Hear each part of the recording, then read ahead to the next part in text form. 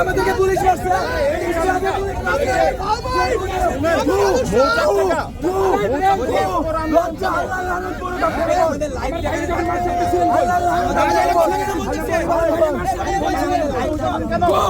Go from here! Go from here! Go from here!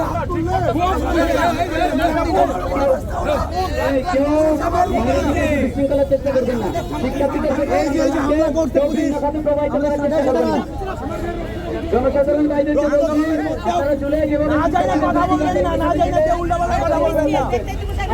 আপনি চিন্তা করুন, আপনি চিন্তা করুন এখানে আপনার সন্তান ছিল, আপনার ভাই ছিল,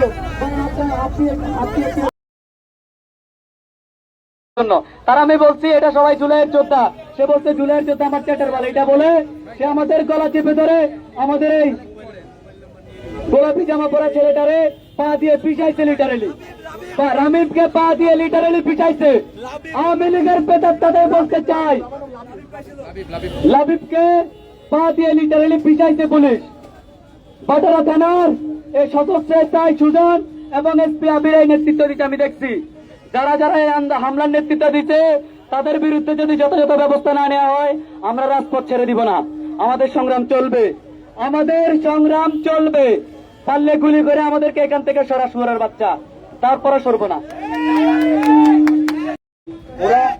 মাধ্যমে এই আন্দোলনকে স্থগিত করার আপনাদের মাধ্যমেই আমরা আমাদের দাবি, আমাদের যৌক্তিক আন্দোলন, আমাদের সবকিছু আমরা আপনাদের মাধ্যমে সারা দেশের মানুষকে জানিয়েছি। জুলাই আপনারা যেভাবে এখানে হবে আমরা আমাদের স্পট জানিয়ে দেব।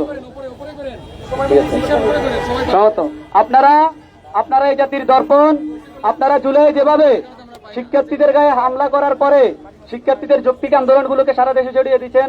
আশা করি আজকে অন্যায়ভাবে শিক্ষার্থীদের গায়ে যেভাবে হামলা করা হয়েছে, জুলাই যোদ্ধাদেরকে যেভাবে হেনস্থা করা হয়েছে, সেই বার্তাটাও আপনারা সারা দেশের মানুষের কাছে ছড়িয়ে দিবেন।